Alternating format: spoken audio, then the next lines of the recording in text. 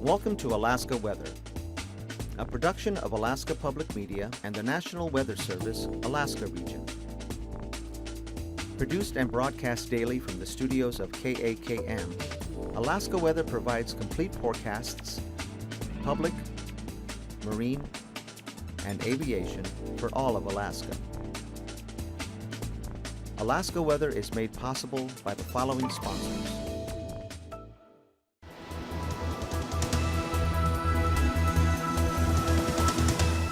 The National Weather Service.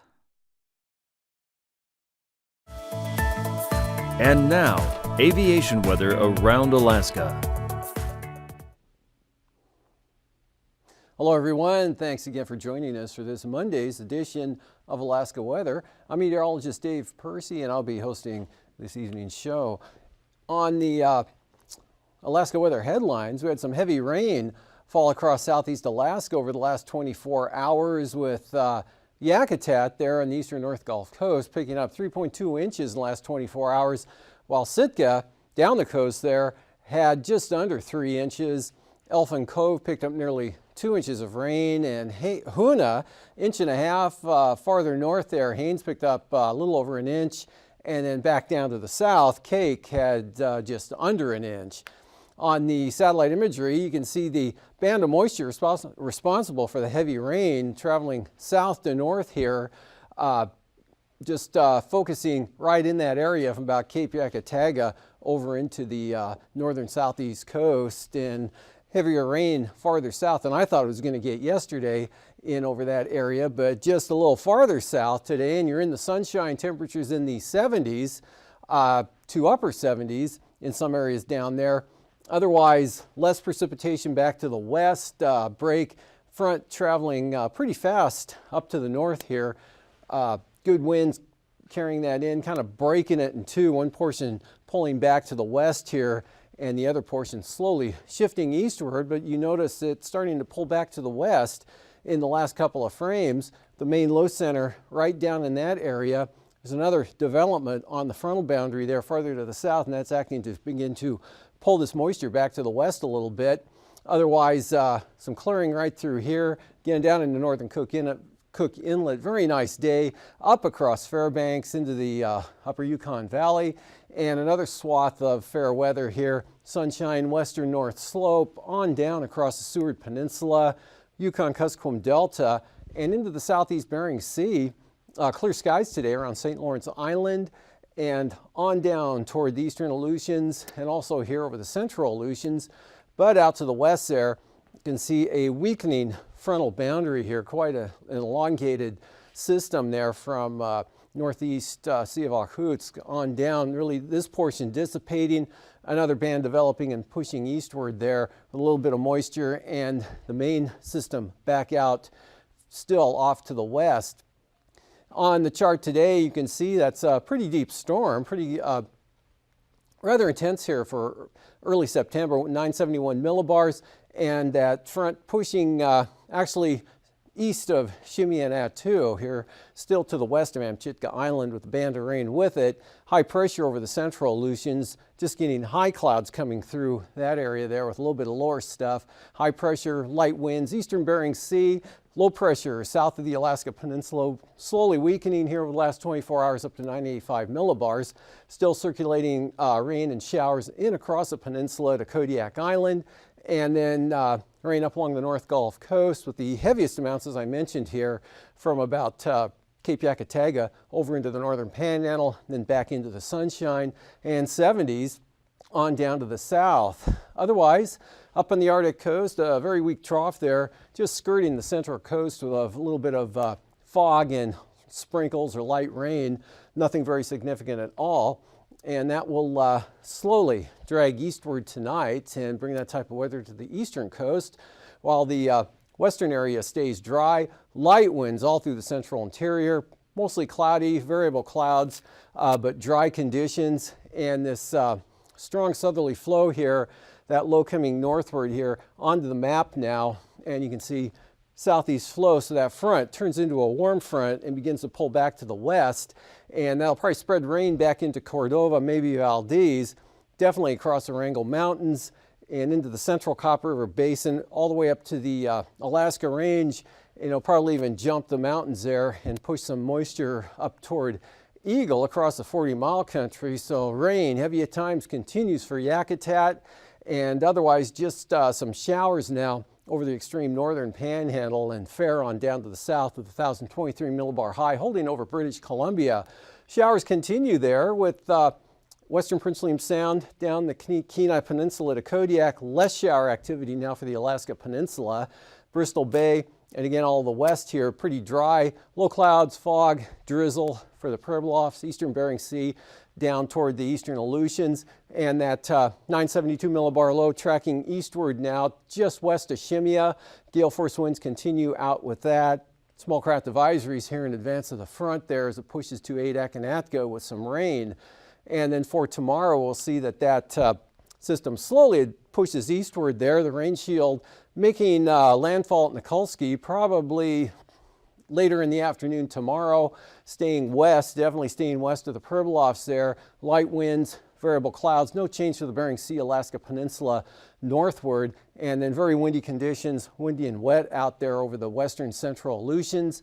And then this system pulls northwestward to about a position, something there just east of Kodiak Island by 4 p.m. tomorrow afternoon at 990 millibars. And the gradient with that in advance of that will bring gale force winds back to the North Gulf Coast again. And small craft advisories coming back into the picture here along the southeast coast. Inland areas stay light. Looking pretty nice tomorrow, actually, here. Another back into the sunshine over the northern areas. Not much of a change down to the south, a day much like today. And the northern areas will see a day like the south had today tomorrow. And then you can see here a lot of moisture streaming northward. The Alaska range will take a lot of it out, but areas of light precipitation will probably get north of the mountains there across eastern Tanana Valley all the way up to probably Eagle, and they'll stream off to the northeast, which means another nice day up here over the central interior, upper Yukon Valley, Brooks Range, North Slope, Arctic Coast, and then more clouds, more shower chances down here over the southwest interior, but nothing really heavy at all, just mostly cloudy with some scattered showers down into northeast Bristol Bay, back to dry conditions over the eastern Bering Sea. Could see some sunshine possibly here from Nunivak Island up into Savunga and Gamble, and then partly sunny at times for areas of the Seward Peninsula. And then we still got some moisture here streaming northeastward that'll just graze the western Arctic coast, chance of rain and fog, which means probably a chance of some IFR as well. Conditions though, probably going VFR on the east side. And then for forecast for Wednesday, this system kind of dives off to the southeast. High pressure builds in out just east of Kamchatka Peninsula. Northwest flow, this thing sags southward there and comes in toward the eastern Aleutians with the front spreading rain across the Alaska Peninsula Tuesday evening, and that'll advance up to about at least to Port Hayden, say, by Wednesday afternoon. And chance of rain for the Pribilofs, rain changing to showers for Adak and Atka, and a trough right through here in the upper levels, and then southeast flow. That's going to keep it wet here for the North Gulf Coast area. Definitely rain over to Yakutat, but not as heavy as you'll see here for the next 24 hours. But still pretty wet here through Prince William Sound and into the Copper River Basin. This area of rain will advance westward, and looks like it will spill into the Cook Inlet area probably around noontime on Wednesday here, with showers in the Susitna Valley, staying dry, Tanana Valley, up into the southern upper Yukon there. Pretty dry conditions, some sunshine. This front promises areas of rain across the western Brooks Range to the Arctic coast. And then for the southeast coast, this front dragging eastward there, so now you've got rain from the Queen Charlottes across Dixon Entrance, all the way north there into Skagway and even the Yukon. Temperatures down that way today.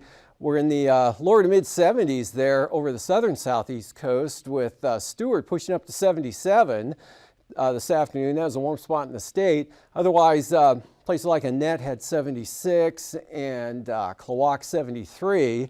Otherwise, 72 degrees there at Wrangell, 55 or 54 at Elfin Cove, 53 up at Skagway, 55 Yakutat with all the rain, 59 Cordova, lower 50s here for the western Prince William Sound area and Seward, and then into the 60s, 62 at Kenai and Palmer, 59 up at Talkeetna, 67 degrees today, sunshine, Fairbanks, very nice conditions, 64 Delta over at Eagle, and Fort Yukon back down to 49 at Arctic Village. Arctic Coast all in the lower to mid 40s there. Lower 50s up here over the northwest with 53 at Kotzebue, 53 also there at Bettles. Northern Kuskokwim Valley, McGrath, 62 degrees, 52 St. Michael, while Nome had 56, and Savunga, 48 degrees, and then 50s here along the southwest coast with the Pribilofs looking right around the 50-degree mark, 49 St. George, 50 even at St. Paul, mid-50s Central Aleutians, Unalaska, 51, and lower to mid-50s here for the Alaska Peninsula. King Salmon, 64 degrees. Lows for tonight, 40s, Bristol Bay down the peninsula, near 50 for the lows there for the Aleutians, mid-40s, Pribilofs, and quite mild here over the southern southeast coast in the mid-50s, 40s, southern Alaska, lower 40s, central interior, and then 30s from the Brooks Range to upper 30s out toward the Arctic coast. Highs tomorrow back into the 70s. In fact, that warm condition is going to advance northward with drier conditions, more sunshine. So 70s across just about all of the southeast coast there. A little cooler here, say from roughly Sitka back up toward Yakutat, but still into the mid 60s. Upper 50s North Gulf Coast and lower to mid 60s here from the Yukon Delta northeastward there into the southern upper Yukon. And then for flying weather, late tonight, early tomorrow morning, areas of IFR here. Again, a lot of moisture coming northward. Everything's kind of actually undulating back to the west a little bit or up to the north and northwest with IFR persisting here over the northern panhandle. Areas of mainly over the mountains there, the Alaska Range and the Wrangells and the Coast Range, and western Prince William Sound, Kodiak Island, IFR for the eastern Aleutians and the Pribilofs and the central and eastern Arctic coast. And then for tomorrow afternoon, this area out west slides eastward to just about Nikolsky, and this one expands, including the Pribilofs here over the southeast Bering, VFR, Bristol Bay, all along the west coast through the interior now, but more IFR spreading up toward Kodiak, and this backing back from the coast there and then spreading northward into the Copper River Basin, so definitely IFR and marginal across much of the southeast interior, even getting north of the eastern Alaska Range. Passes looking like this, Anatuvik and Adigan wide open with VFR flying either approach. Lake Clark and Merrill starting out marginal, becoming VFR during the morning. Rainy VFR, windy, same forecast. Isabel, marginal VFR. And Mentasta starting out IFR, possibly becoming VFR in the afternoon. And for Tanita, VFR becoming IFR. And for Portage, same pattern. VFR with moisture streaming back to the west, becoming IFR. Chilkoot and White, marginal VFR. And for the freezing levels, 6,000 feet here from the Arctic coast southward to Kodiak Island and beyond. And then here, 8,000 feet right over the Wrangell Mountains to as high as 14,000 feet over the southern panhandle. Big upper level ridge over western North America. And on the west side of that, following the thermal gradient here, strong southerly flow bringing the heavy rains up to the eastern North Gulf Coast.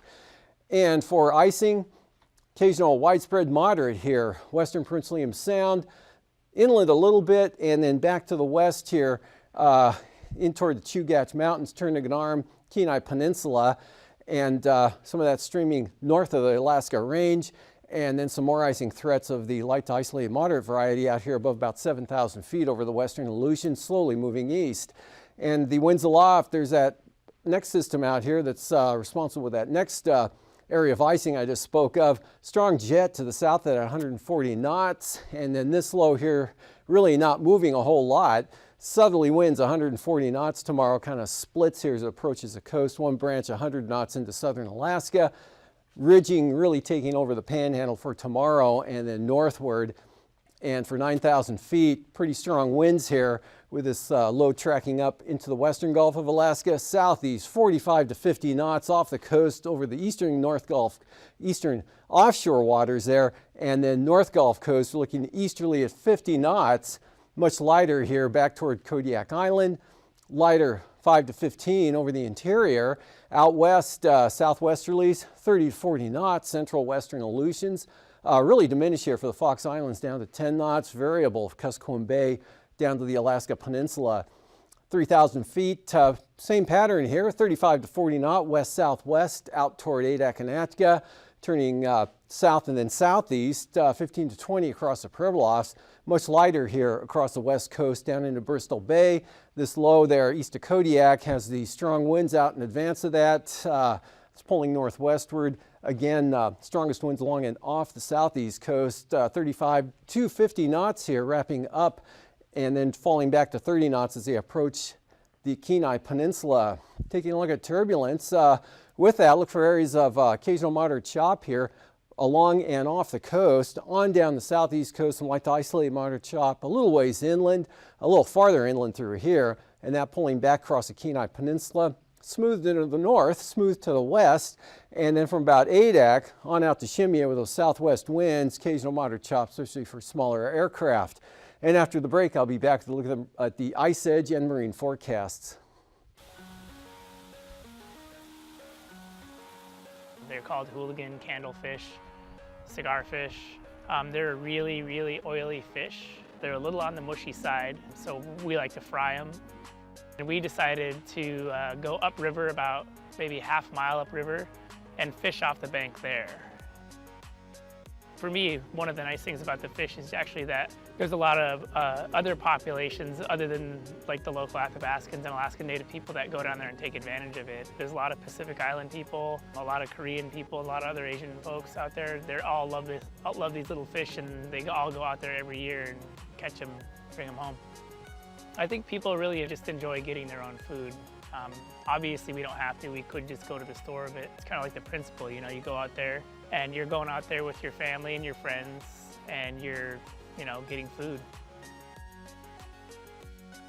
I take my family out. That's the way I grew up. I grew up in Nome. We spent a lot of our winter and definitely all of our summer subsistence hunting and fishing. And for me, I don't know, I just feel like it was a great way to grow up, and it's really foreign to me when people don't have those experiences. And so I really, really wanted my kids to, you know, have that experience and to know where their food comes from. You know, I don't want them just to think that all their fish comes from the grocery store or comes packaged in little packages of meat. Like, I want them to know that it comes from other beings that live on this earth, and, you know, for them to have some respect for that. There's a lot of other distractions, like my oldest son really, really likes Angry Birds a lot, way too much. I want him to learn to enjoy being outside and learning to enjoy harvesting your own food. When I was growing up, actually, my mom, she gets amazed by this, but she literally would wake up in the morning, eat breakfast, and go out and play, and she would have no clue where we were or what we were doing until lunchtime. Then we'd come back hungry, eat, and then go back outside and play again until it was night. I don't know, maybe if the world's changed or just because she's gotten older or whatever, but now with my kids, like, she can't even let them out of her sight. I started working in canneries. I started working on the docks for a little bit, ended up on a tender, went over to Bristol Bay, so I spent some time commercial fishing. Then I actually traveled around the United States as a pitch salesman for a little bit. Like the dude who sells the ShamWow, kind of like the commercials that you see on TV where everything's $29.95, $19.95, $9.95. I would do that live starting at the Alaska State Fair. I stopped being a pitch salesman. I went to my brother's Marine Corps graduation, my younger brother, and when I was watching that, I decided that was something that I would like to do. And then went back home to Alaska and then joined the Marine Corps from Alaska. Well, we were scouts. Our job was to be on the ground. And so our job was anything that had to do on the ground. We were forward recon. We'd clear houses and stuff like that. Every time that we stopped, we'd do a sweep for IEDs, improvised explosive devices. I'm sure everybody knows what those are by now. Even when I was growing up, my mom said that after I got done with high school, I was going to go to college, and I wasn't going to college for me. She said that, you need to go to college so you can learn, and then you can come back, and then you can, serve your people, basically. I guess that just was part of the way that we were raised. I mean, even when we were out fishing, I wasn't just fishing for myself. I was actually fishing for friends and family as well. And it's not a burden or anything. I'm happy to do it. And the Marine Corps wasn't a burden either. It was kind of a pain at times, but I really feel like maybe part of the reason why I try to do the subsistence stuff so much is because the education that I want to get now is my UPIC education, Even though I did grow up subsistence and stuff like that, we moved away right around the time that I would have been going out and starting to do things like seal hunting and going on the big hunting trips and stuff like that. So I never actually got to do that kind of stuff. So I'm starting to learn it all now, and I'd like to go home and I'd like to learn the Yupik language. I know some, I don't know enough, and I'd like to learn more, about how we do things. My Yupik name is Mava. How we name is that when you're born, whoever has died around the time that you're born, you get their name. So I got my name, was from my great-grandma, Mamie Seton. Her name was Mava. I don't know what it means. I asked one of my uncles about it, and he just told me that the name was one of those, it was an old name, so they didn't actually know what it meant anymore. And so I think about that, about how far back that name goes. If it's thousands of years, if it's 5,000 years, 6,000 years, how far back that name goes. And so it's just, it's a really tangible connection with my past and history, and it helps ground me and to know where I come from, and that I literally am standing here because of all the people that came before me on this entire planet. I think that we've become really arrogant and really disconnected from not only just like the earth, and I also hate how cheesy that sounds now. Like, people have made it cheesy to where I sound like some sort of hippie when I say the connection to the earth, but hey, that's legit. I mean, we are part of the earth.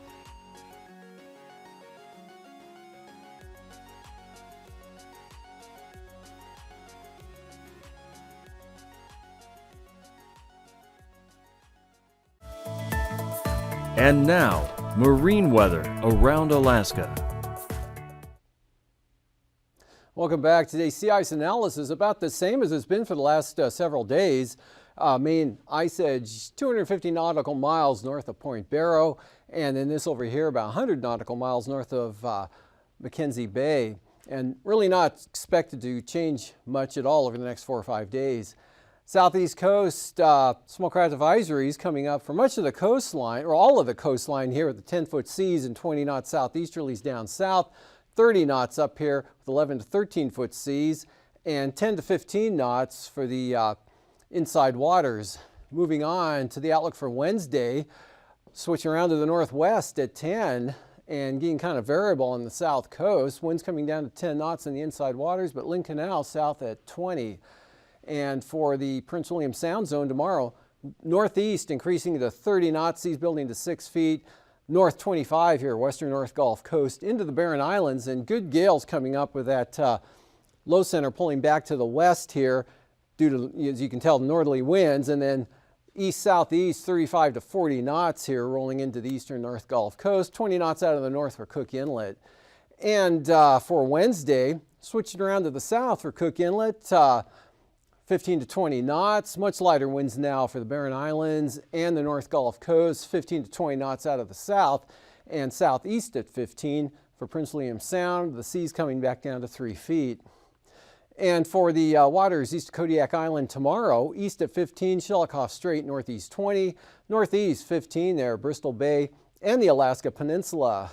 Taking a look at Wednesday, southeast 15 to 20 knots for the peninsula, turning southwest to 20 for Bristol Bay, and then southerlies here southwest of Sitkinak, on the east side of Kodiak, southwest 10 for Shelikof Strait.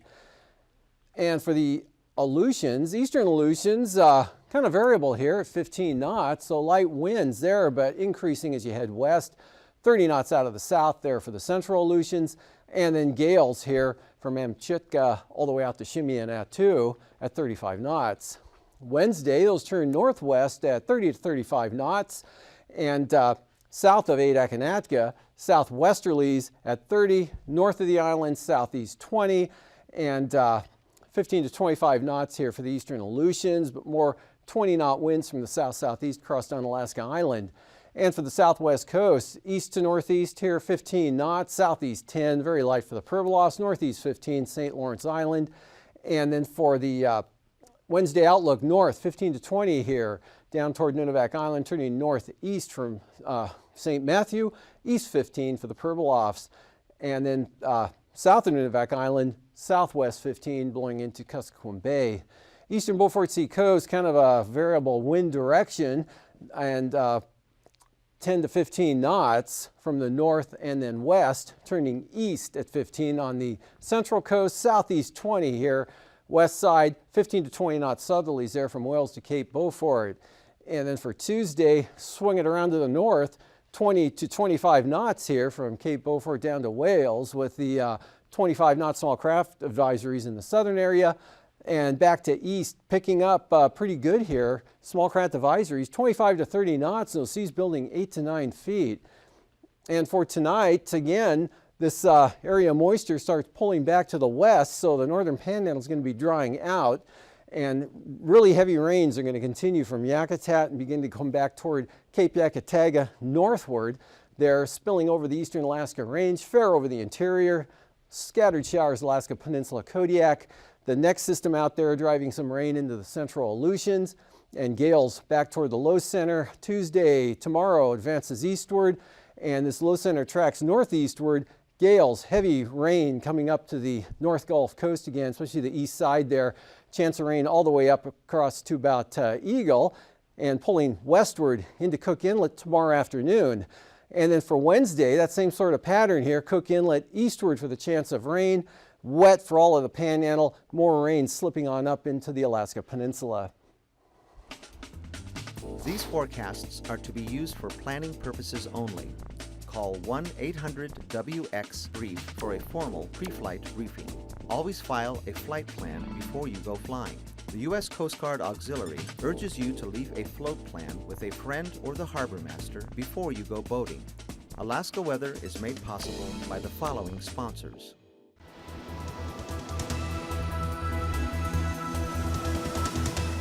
The National Weather Service.